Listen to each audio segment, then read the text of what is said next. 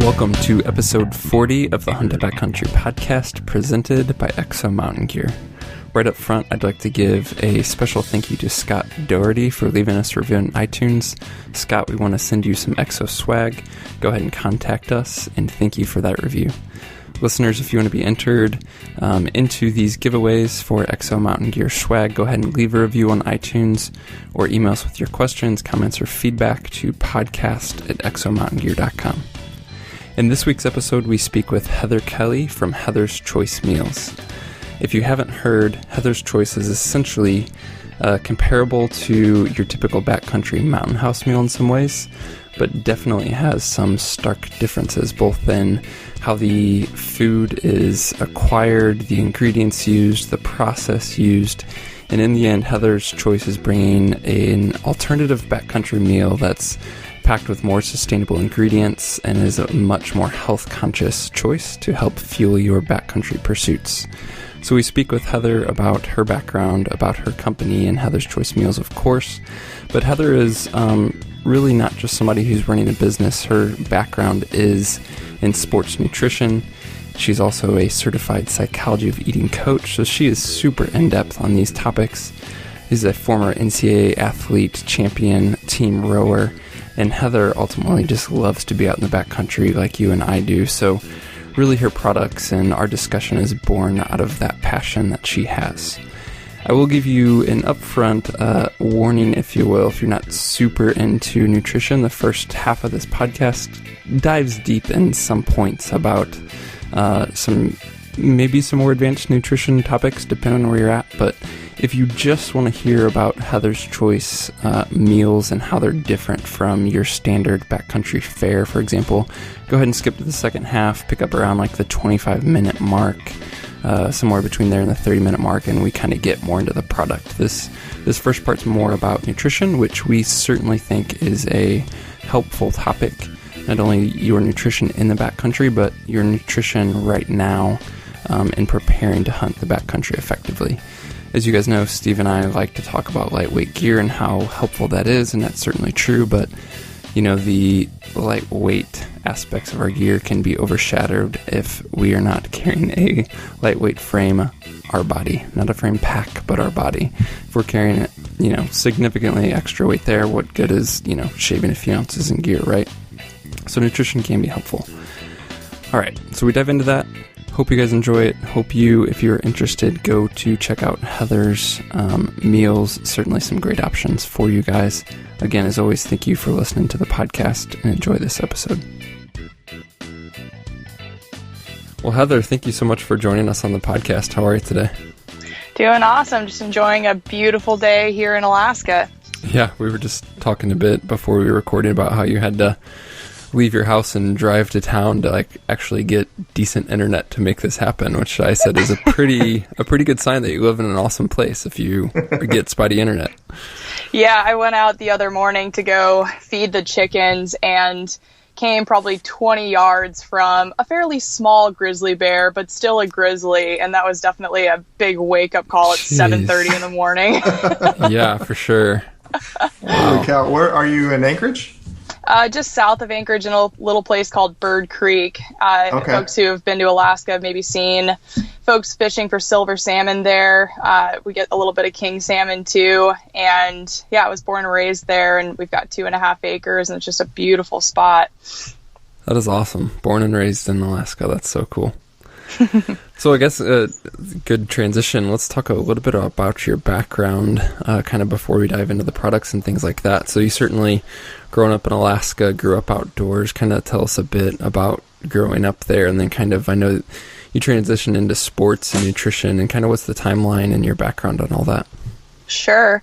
So growing up here in Alaska, it was pretty standard to be eating good food. So I was definitely raised by foodies. My mom is kind of the ultimate organic food nutcase. She would have a fit if she knew I ever ate a non-organic apple. So I basically learned everything from her. And it's kind of funny that the brand name Heather's Choice was actually her original idea, because she wanted to start a line of organic baby food when I was a kid. Because she would basically go and buy 50-pound bags of peas and carrots and stuff from the farmer's market, and then bring it home and puree it and feed it to me. So she ended up not taking on that endeavor. So 20 some odd years later, I kind of yanked the name from her and started my own line of food called Heather's Choice. That's awesome. Nice. Yeah. So I think that's kind of in my blood more than anything, is really this idea that we need to eat super healthy, organic, wild food. We would go fishing every summer, and we always had neighbors that were getting moose or caribou, and yeah, there was just a really strong food culture. And then my dad actually started the first microbrewery in Anchorage called Bird Creek Brewery, and so I grew up checking IDs and drinking root beer and that's awesome. kind of hanging out around that scene. So it's really fun to have this business, Heather's Choice, because it feels so organic in the sense that my dad's a big-time entrepreneur and told me from a very young age, just hang up your shingle and see what happens. So I have this really strong support system for my family. And then when I was 18, I was hired to start raft guiding here in Alaska, and that's when my love of boating was really born. And so I was a raft guide for about 6 summers, and that's what kind of catapulted me into pack rafting, which for those folks that haven't heard of it before, it's basically a small 5-pound boat that you can roll up and stick in your backpack. And it's perfect for here in Alaska because we have so many rivers that are completely remote. You can't just drive to the put-in. Mm-hmm. So it works out really well to have these boats that you can throw in your backpack, haul with you into the backcountry, and then float back to wherever you want to get to. So it's a really unique setup, but that was also a big, turning point for me with food, because all of a sudden I couldn't pack my apples and avocados and oranges and bananas in my backpack for a 3-day pack rafting trip. Space and weight became a really big importance for me. So between pack rafting and growing up eating a bunch of good food, like I say, the brand Heather's Choice was a pretty natural progression for me. Yeah, that's awesome. So I think it's such a interesting combination when you look at the brand Heather's Choice and the products and, the food and what it's designed for, and then compare that with your background. It all makes sense. So we talked a bit about the foodie stuff, the quality of food. We talked about the outdoors, but even beyond that, you went on to kind of study sports nutrition, the psychology of eating, and then you were an athlete yourself. So kind of talk about how all of that rolls into the big picture. Sure. So when I shipped off to college, I went to school at Western Washington University in Bellingham. And when I got there, I was immediately recruited for the women's rowing team. And for folks who haven't heard of crew before, it's a 8-man or 8-woman boat, and you race 2,000 meters, which is fairly short in the sense that races only take about 6 to 7 minutes, but it's the hardest 6 or 7 minutes of your life. So I did that for 4 years. And when I joined the team, Western had already won 2 NCAA national championships. And then when I graduated as a senior, we had won our 6th consecutive national championship. So wow. It was highly competitive, but really formative for me, because when I got to college, I wasn't really an athlete. Like, I grew up snowboarding and rafting and being outside and all that, but traditional sports and training was kind of outside my wheelhouse. And so as a freshman, I knew that I wanted to make the Varsity 8 boat. And if you row port or starboard, depending, you don't really switch sides. You basically only have 4 seats in that boat that you're eligible for. So I was competing against the 60 girls on my team in order to get one of those 4 seats. And I knew that nutrition was a really important part of that, going from eating super healthy organic food at home to suddenly living in the dorms and kind of navigating the dining hall. I really took it upon myself to learn everything I could about sports nutrition. And out of that, I ended up coming across the Paleo Diet for Athletes by Lauren Cordain. And that was the first nutritional system that I read about that really made sense, because everything else was really advocating for this high carbohydrate, low fat, moderate protein diet for athletes. And I just never really felt that good. I didn't feel great eating oatmeal and peanut butter and rice and bread and bagels. And that was one of the only bits of nutrition advice I got from my coach was, you should eat more bagels. Wow. So basically when I dove into paleo nutrition, I started to figure out, wow, you start incorporating more of these traditional foods like raw milk and grass-fed butter and lots of lean meats, lots of wild game, lots of wild fish, and tons of fruits and vegetables. And that ended up being my interdisciplinary concentration in college, was evolutionary nutrition. And so I went to kind of a unique school at Western Washington called Fairhaven, where you were encouraged to design your own degree, and you were able to kind of set your own curriculum and then write a 20-page justification on it. So I left Western with a bachelor's degree, and it was all centered around food, sustainability, agriculture, and mindfulness and well-being, things like that. So it was a pretty cool setup, and it was really awesome to be able to kind of tailor my studies in college to what I really wanted to be focusing on and what was really helping me with my sport. Yeah, that's neat. That's awesome. I have a million questions and want to dive deep, but I don't want to scare the listeners. So, I mean, I guess, can you give, probably most people have heard of the paleo diet by now. It's kind of become a thing. And even when you were talking about your childhood growing up in Alaska and talking about the fruits and the vegetables and then the people, hunting caribou, I'm thinking, oh, that's paleo before paleo was paleo, right? Before it was a thing. But can you kind of give maybe just a 2-minute explanation of what is paleo for the listeners who might not be aware? Sure. So the way I like to think of paleo is that it's a diet that is centered around the foods that are most natural to our hunter-gatherer diet. And so the argument is that we evolved as hunter-gatherers over millions of years, where our hunter-gatherer ancestors would have been out collecting nuts, collecting tubers, collecting seafood, hunting, gathering, all of that jazz. And it was only in the last approximately 10,000 years of our human evolution that we started to settle down and to grow crops. So that's when you start to see more corn, more rice, more beans, a bit more cultivated grains. And if anybody's ever grown corn before, it's fairly easy and you get a ton of food out of it. However, our diet completely shifted from more of this wild hunting and foraging to more of a grain-based nutrition plan. And there's an incredible book out there called Nutrition and Physical Degeneration. It's a real gripping read. But it's this guy who was a dentist that went around and studied people's dental health based on their nutrition. And over and over and over again, what he found was that these communities who were following more of a traditional diet, maybe they were doing more fermented foods, or they had really nutrient dense foods like raw milk and dairy and cheese and things like that. Those folks always had very large heads that could fit all of their teeth. And in comparison, these agriculture communities who were focused more on grains and less of this sort of wild traditional diet, suddenly their heads got smaller. And you start to see a lot more teeth crowding, which I always think is really interesting and cool for people to know, because it's not natural for us to have these super crowded teeth that need to be ripped out of our face, right?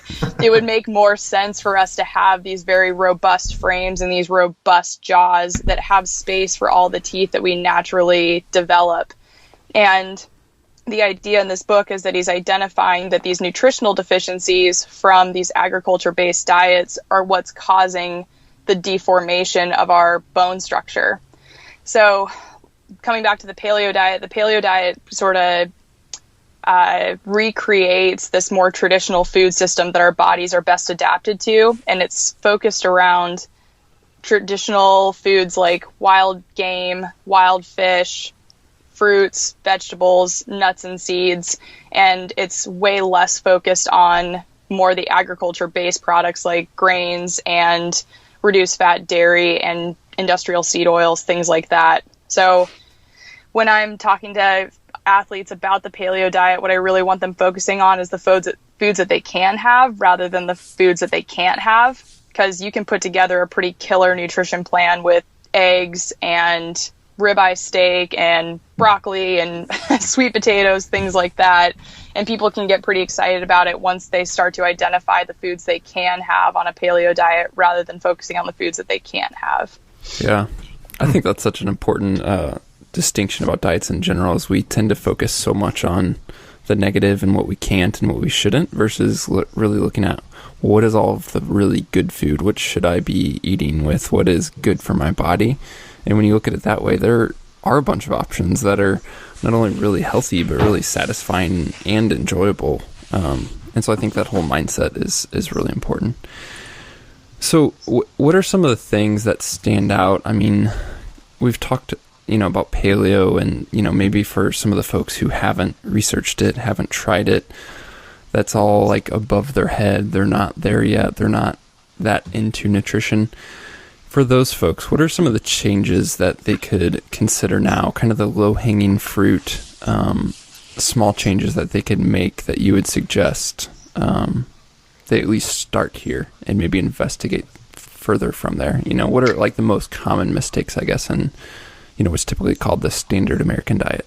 Yeah, that's a good one. So there's 3 really easy things that people can focus on. And the first one being really keeping tabs on their carbohydrate intake. And like I mentioned before, for athletes specifically, we're really encouraged to eat a lot of carbohydrates. And that can be from grains, it can be from sugars, it can be from dairy, whatever the case may be. Folks are typically encouraged to make sure they eat their 7 to 11 servings of whole grains, and that they eat their 4 servings of dairy and this, that, and the other, lots of fruit. But what tends to happen is people tend to overeat carbohydrates because they're really free and easy. If I go buy a bag of potato chips, boom, there's like 100 grams of sugar that I'm taking in, but I'm not necessarily identifying it as sugar. I'm identifying it as just potatoes. But people can really overdo it on carbohydrates and tend to eat somewhere close to 300 to 600 grams of carbohydrates in a day in a standard American diet. And again, carbohydrates are all converted to sugar, whether it's from a potato or rice or a candy cane. It all gets converted into blood sugar and then either needs to be burned up or it needs to get stored as body fat. So I see that for folks a lot, that they just really don't have any idea how many carbohydrates they are taking in, and they don't know what to be shooting for. And that's totally dependent on activity level, health, blah, blah, blah.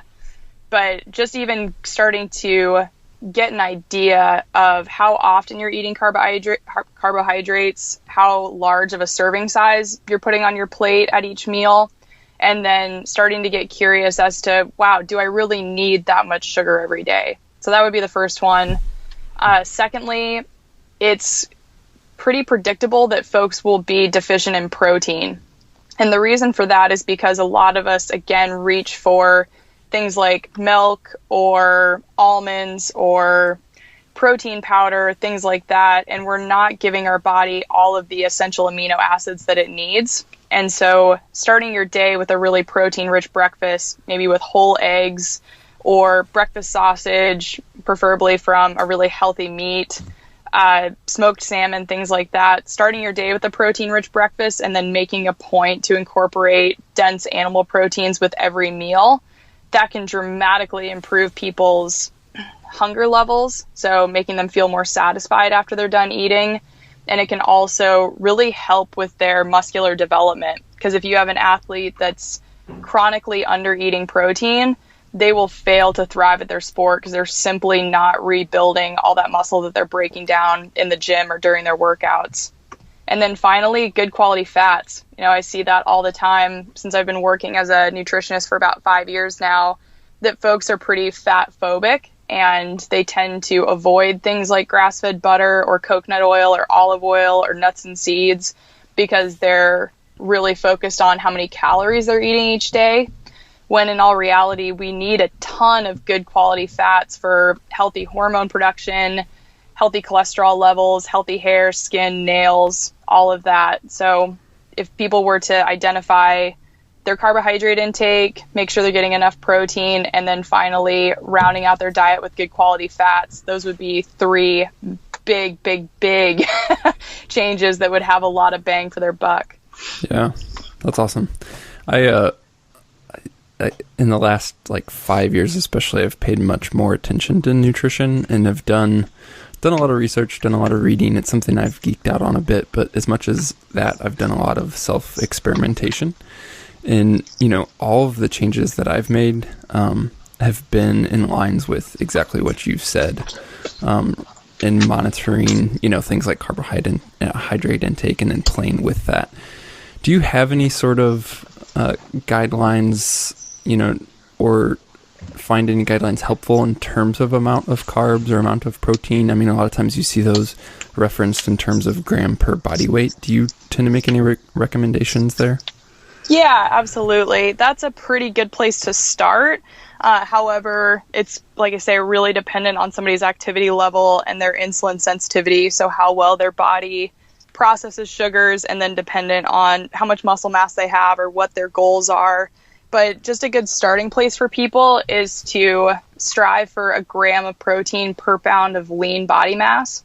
So if I was 160 pounds and let's say if I was 20% body fat, then I would have approximately 128 pounds of lean muscle mass. And I want to support that lean muscle mass by making sure I'm getting enough protein every day. So 120 grams of protein, it ends up being 3 to 4 ounces of meat that I have to have at every single meal in order to hit that. So like I say, a lot of people probably aren't doing that yet, and it's going to take a concerted effort for them to increase their protein. And then for carbohydrates, I've had clients that I've worked with that are anywhere from 20 grams of carbs a day if they're on a ketogenic diet, all the way up to 400 grams of carbs a day if they're doing a lean body mass gain.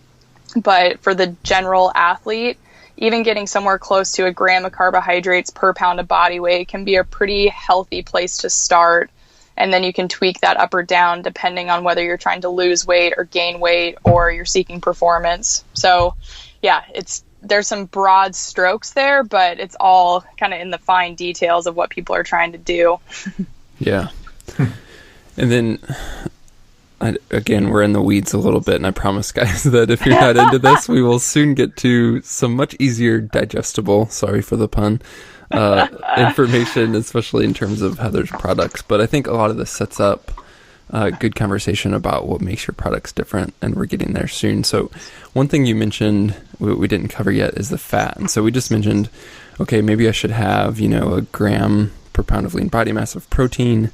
Maybe I should have, somewhere around a gram, potentially, depending on my activity, of carbohydrate per pound. Do you just literally then figure out your calorie intake and then fill the rest with fats? And then again, you kind of mentioned there's a fat phobia. Can you talk a bit about, why eating fat won't necessarily make you fat? Yeah, for sure. So when I try to figure out somebody's fat intake, it typically is, just like you mentioned, kind of rounding up their calories. So if we set their protein at a certain amount, we set their carbohydrate intake at a certain amount, that'll give us how many calories they're getting from protein and carbs. And then when we set a typical calorie goal for them, again, depending on their activity level and their goals, we'll then round up to get the amount of calories we're shooting for with good quality fats.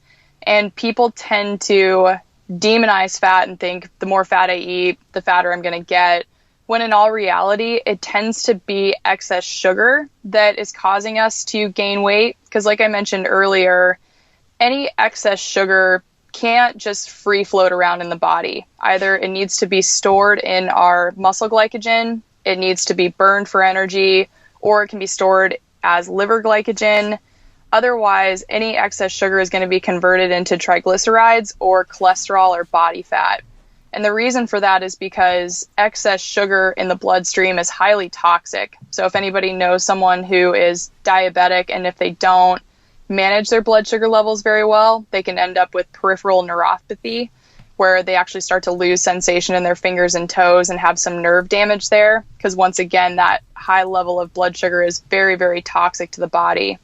And so excess sugar, as I mentioned, always gets converted to fat because it's kind of an inert substance. It's basically the body saying, okay, I don't need this sugar right now for running up this hill or carrying all this wood or doing whatever. So I'm going to store this excess sugar for later as body fat, knowing that I should be able to access that for energy later on. So that tends to be pretty confusing for people because we've been groomed to believe for so long that fat just gets converted to fat, when in all reality it tends to be excess sugar, or it can be excess protein that's getting converted to sugar. But again, that's going even further into the weeds.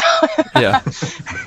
Yeah, for sure. I just think there's such a mental hurdle to, if, for example, you decide, I want to start paying attention to my carbohydrate intake, my protein intake, my fat intake. Somebody who's new to looking at like food labels and they're trying to do well, they're going to quickly realize that if they're at all going paleo-ish or trying to moderate their carbohydrates, that the percent of fat that they eat, meaning if you're just looking at like the percent of daily value on the nutrition label, you're going to exceed 100%, like maybe in a meal, and then you're going to blow past it in a day. And that's probably okay if you're choosing good fat sources, but it's a mental hurdle to I guess, look at that nutrition label and say, I know you're saying this isn't okay, and I know you're saying I should eat more fat than that, but really it's okay. Yeah, and that brings up a great point too, where most of the foods that you should be eating ideally don't have a nutrition label on them, because I'm dealing with the FDA right now for the nutrition labels on my products, and it is so confusing, and it's not an exact science. And I have now tested my nutrition labels against 3 different nutrition softwares, and I've gotten different numbers from every single one of them. So wow. The food that you eat, I can't guarantee that what's on the label is going to be 100% accurate. Plus, people don't read serving sizes when they look at a nutrition label either. So once again, just kind of taking a step back from trying to go off of what the nutrition label says and going off of 2,000 calories a day and only 15% of your calories from fat. People really need to take a giant step back and learn a bit more about nutrition before they kind of set themselves up with a plan to follow. Yeah. Out of curiosity, how do you measure what's on the nutrition thing as far as, Great question. So for us, we take our original recipe. So we take all the raw ingredients, and then we take the weight of all of that. We then take the weight of the cooked product and figure out what our water loss is from that. And then finally, we take the dehydrated weight of our product, and we see that if we had 200 pounds of food, and then at the very end, once it's all dehydrated, we only have 15 pounds of food, and we divide that into 50 servings, we should get a pretty accurate count as far as what our fat, carb, and protein will be per serving. So it's a lot of math. Interesting. I've just always wondered if, how accurate are those, and it's interesting to hear the backstory on that. Yeah, absolutely. And like I say, there's some ingredients that we've really had to work hard to get nutrition values on, like quail. That's not a readily available one. But yeah, we're pretty dang close to having them all dialed in and knowing what our nutrition facts are for sure. Yeah. And so is that whole process part of, I know, and we're getting into the product stuff now, but part of expanding your sales in terms of moving beyond just a direct sale model and maybe getting into some stores? Actually, Steve and I were just talking about that, and he was asking if, you could pick up your products in the stores or it was just a direct consumer. I know you've had a Kickstarter that was kind of hoping to help expand the business in that way. So kind of give us, before we dive into the specifics of your products, where we can find them and then maybe where they're going in the future.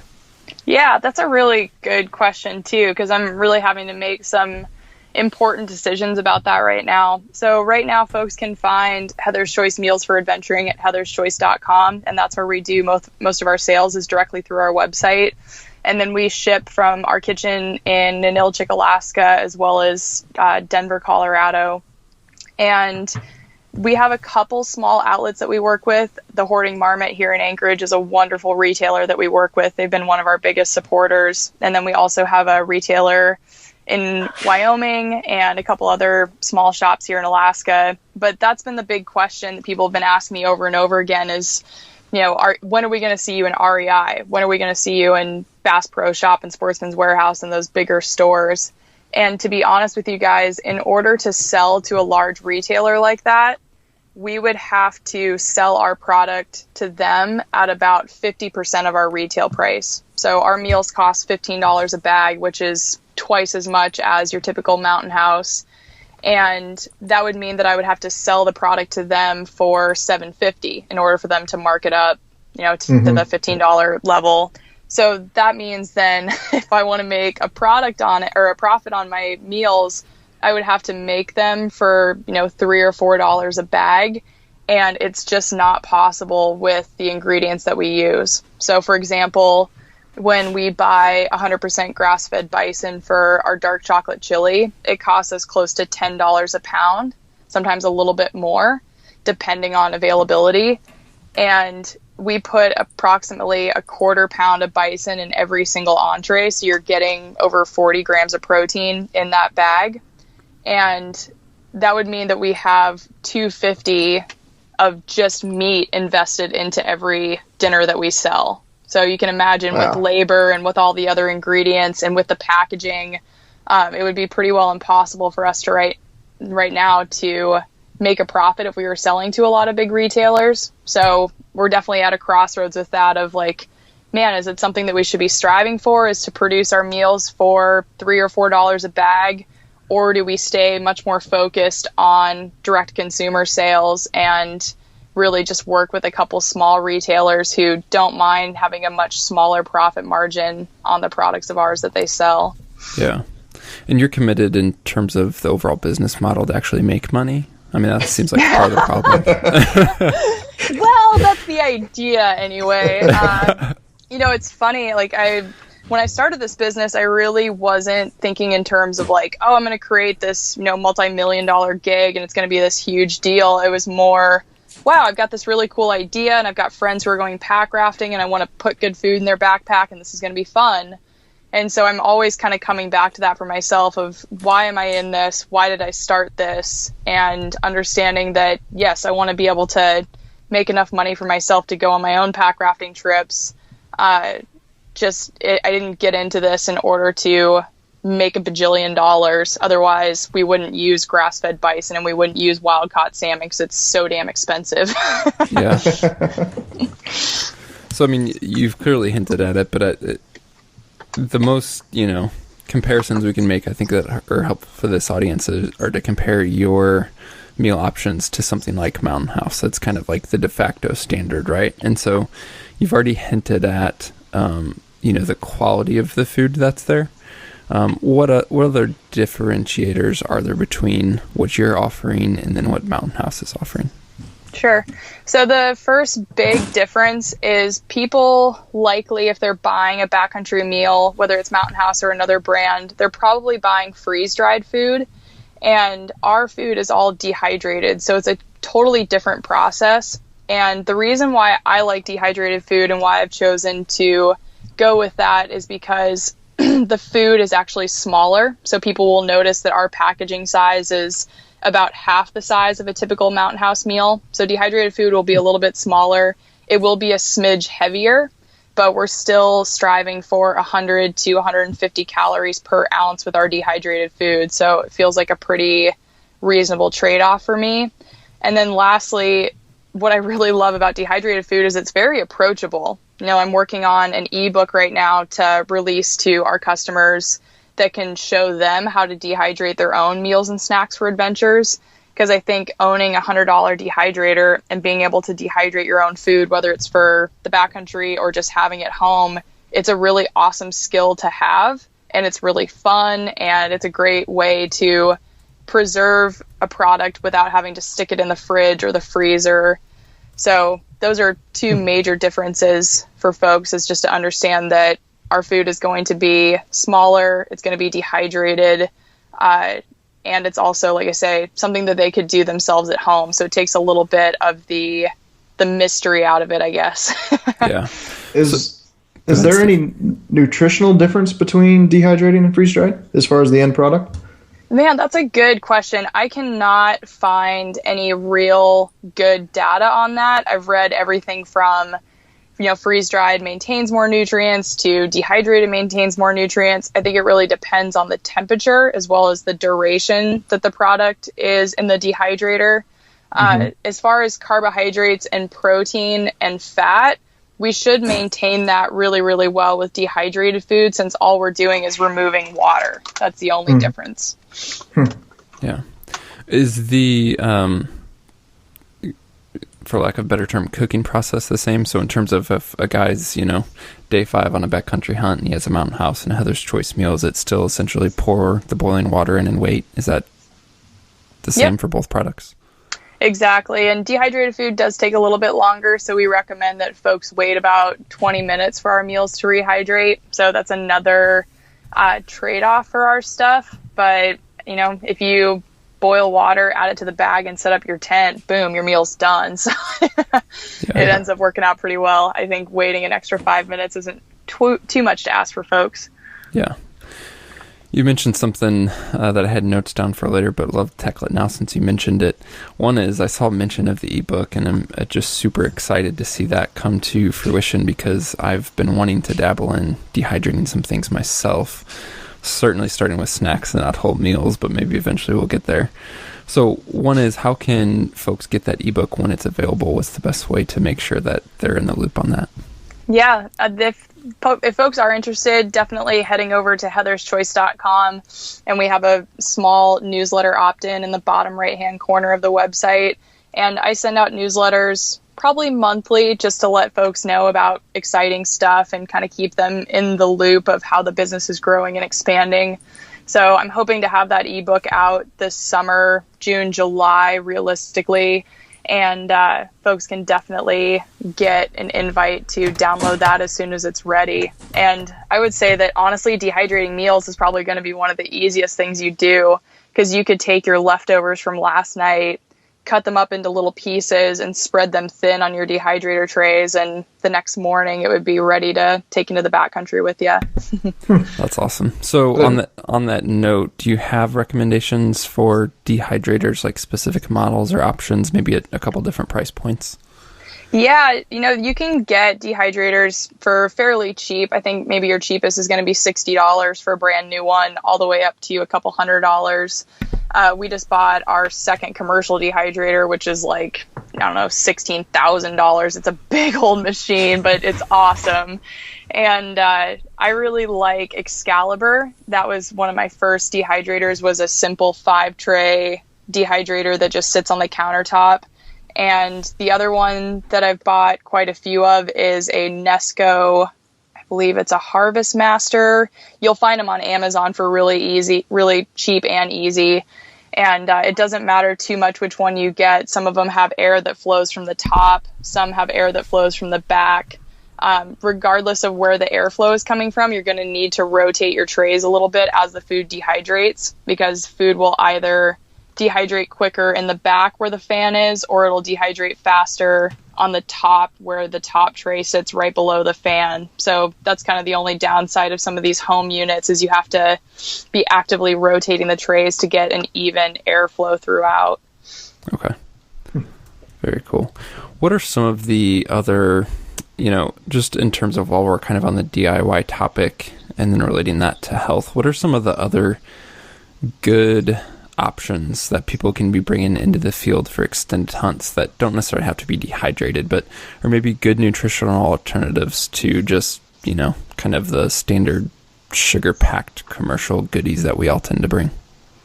Yeah, that's a good question. So I remember when I did one of my first 3-day pack rafting trips in Denali National Park, I had one of those black bear canisters I had to fit all my food in, and this was pre-Heather's Choice, so I didn't have bags of dehydrated food to take with me. And so I was packing a lot of really good, healthy, raw, grass-fed cheeses. Since they are really high in fat, they pack a ton of calories per ounce.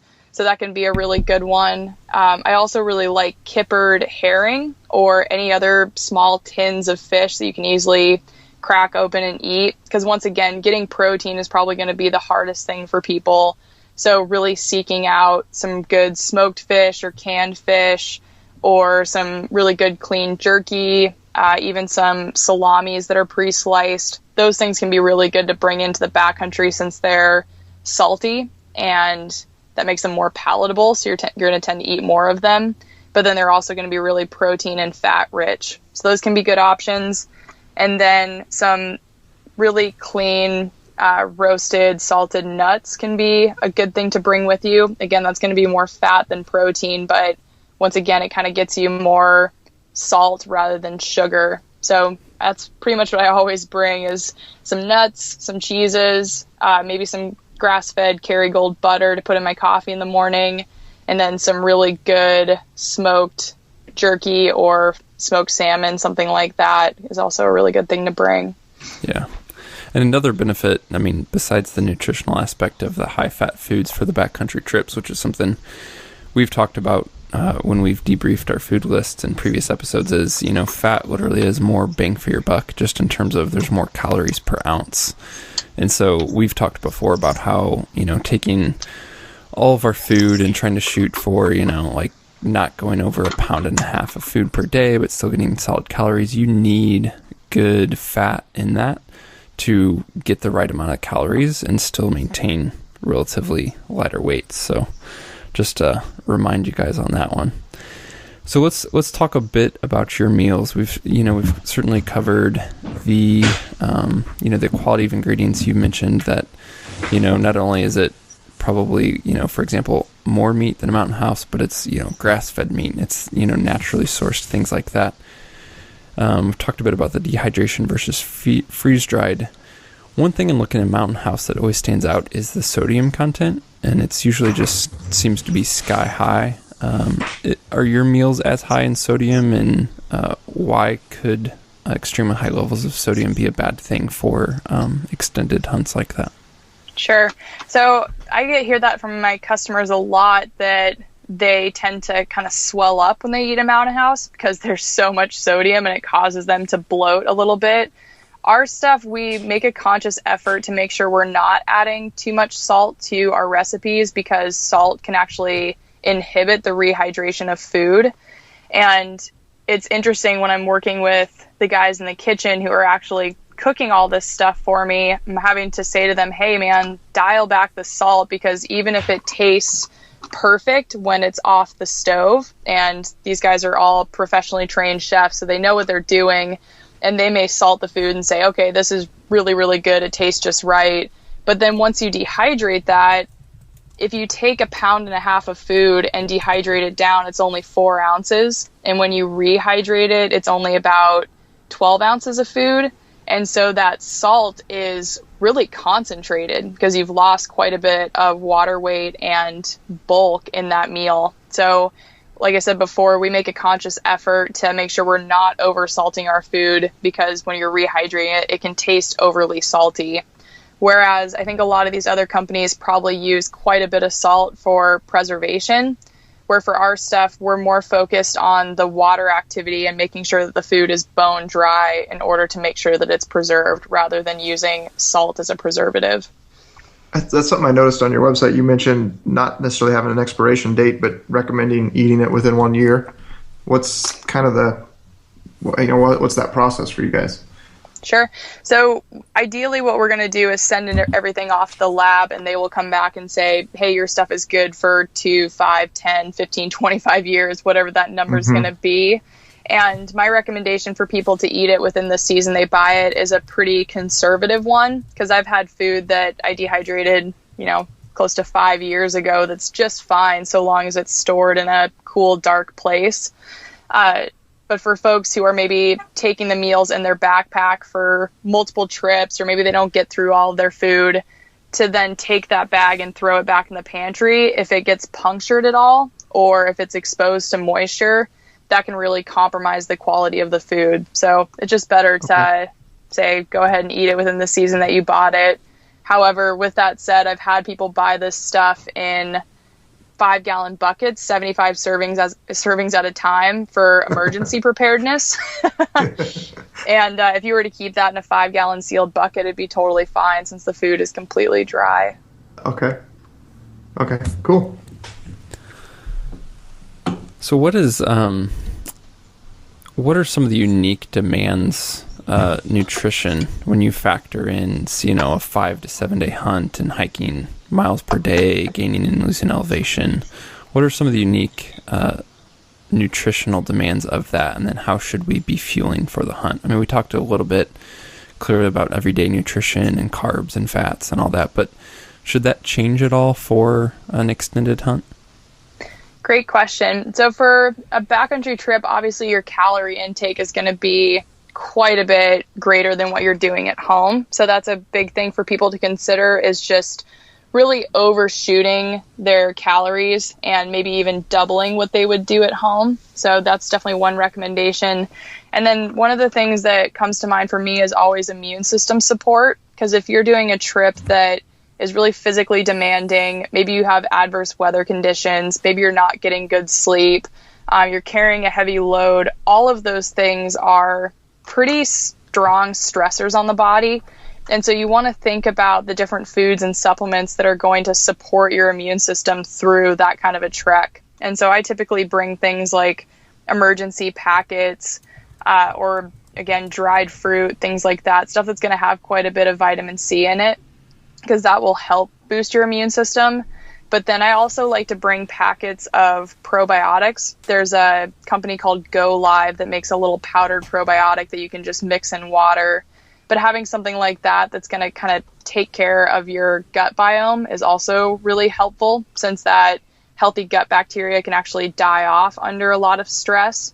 Because that's probably the worst case scenarios for somebody to head out into the backcountry and then come down with a cold of some sort simply because their immune system is so challenged.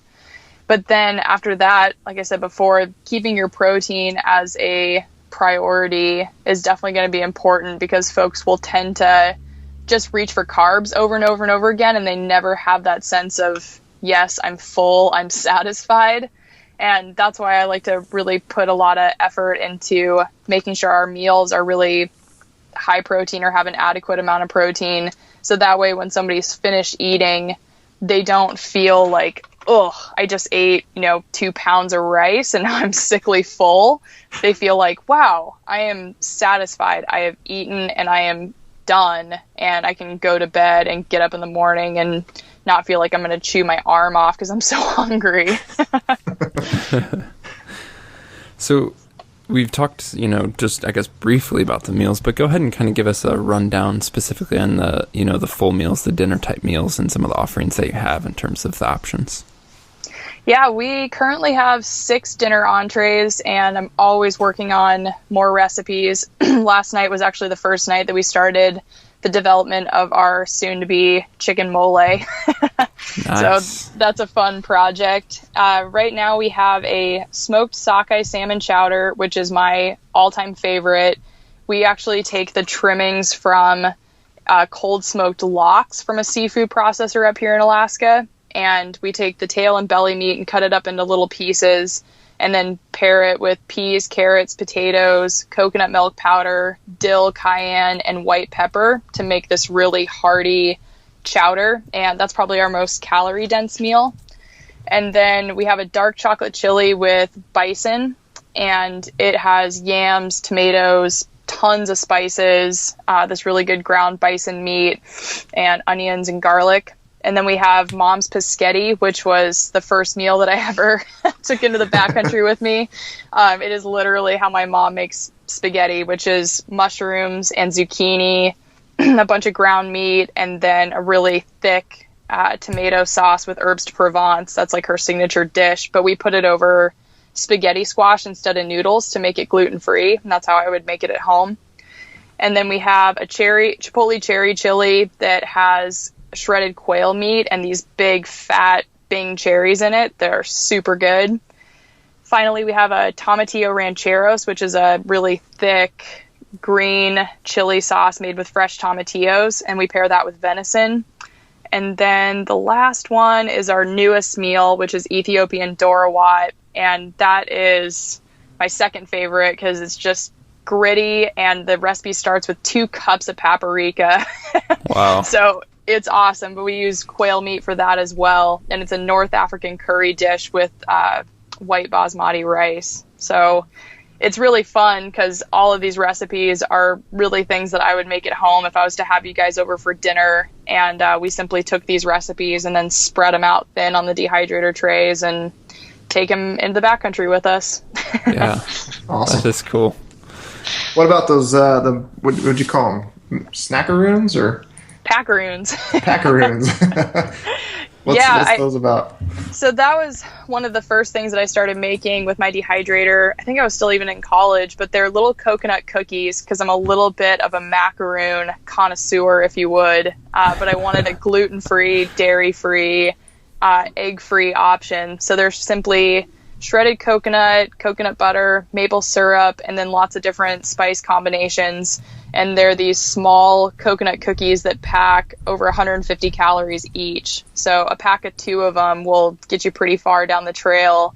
Otherwise, they're a good stand-in for a quick breakfast or a dessert if you really want to take the calories through the roof on your meal.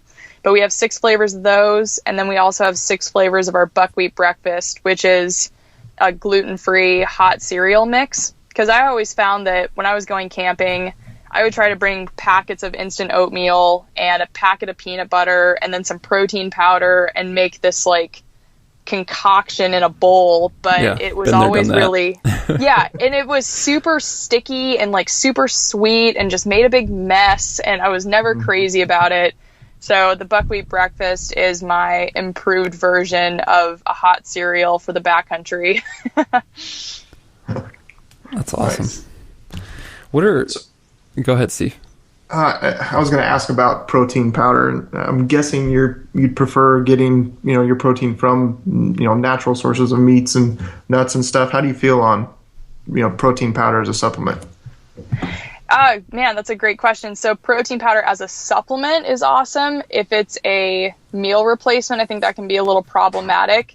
And like you guys had said earlier, one piece of my background is in the psychology of eating. And so for folks who are constantly drinking their meals through a straw, you actually miss out on the whole act of chewing your food. And chewing is something that signals to the brain, yes, I have eaten.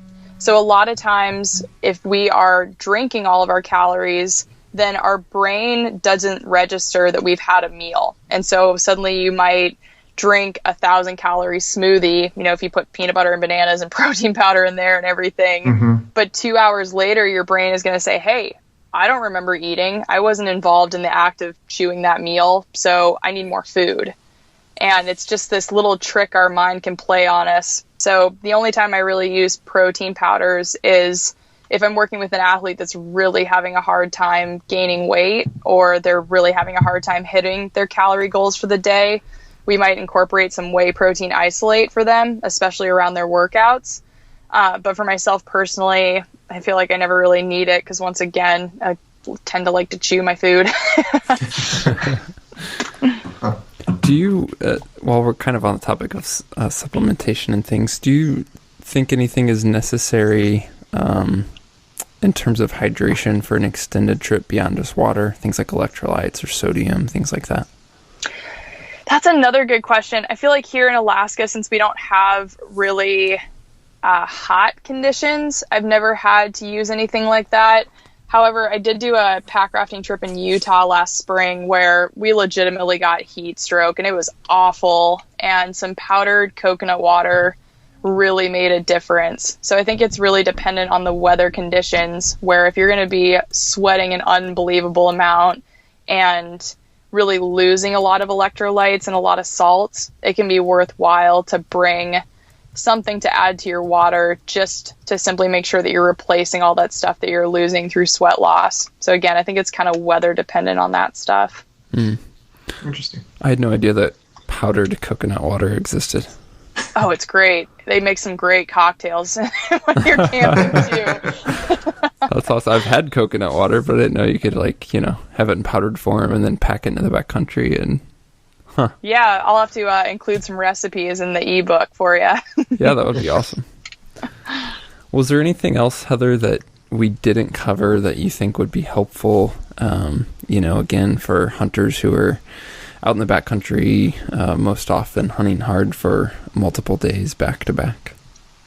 If folks were really interested in what we were talking about as far as the nutrition stuff and they want to learn more, I do have a column over at the journalofmountainhunting.com. It's under forage, and I've got an article that I put out every month so people can learn a little bit more right there. But then also if folks want to read a little bit more, I really love the Primal Blueprint as a great starting place. That's Is a that wonderful. Mark Sissons? Yes, he's the okay. best. So his book is great. It's not really applicable to the backcountry, but it's still really helpful for people to be really forcing kind of that good fat metabolism when they're in the front country. That way, when they do head out on a long trip, they're much more efficient at burning fat for fuel, so their energy levels will be a lot better.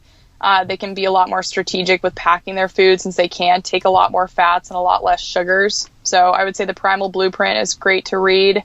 And then finally, if folks have questions, they can reach me by emailing me through my website or picking up the phone and calling me, because I'm really happy to help folks in any way that I can with making sure that they're getting all their questions answered in terms of nutrition. Yeah. And that newsletter we mentioned earlier about the ebook, that's just kind of the best way to stay up to date in general with new product announcements and things like that. You're active on social media and all that. Is it typically just Heather's Choice on, Instagram, Facebook, all the above? Exactly. Yeah, I try to post something to Instagram each day just to give people some updates and so show off some really good photos that people are sending me from the field, which is really fun. So they can find us at Instagram, Facebook, Twitter, YouTube, and Pinterest. Awesome. Well, Heather, thank you so much for your time today. Yeah, I appreciate you guys. That's a wrap on this one, guys. Thank you so much. Be sure to check out heatherschoice.com if you're interested in learning more about Heather's meals and fueling for your backcountry pursuits. You can also visit exomountaingear.com/4040. For the show notes from this episode, we will link to Heather's site and all other goodies. And again, just thank you so much for listening. Appreciate those reviews and questions and suggestions and all that feedback. And we will catch you guys next time.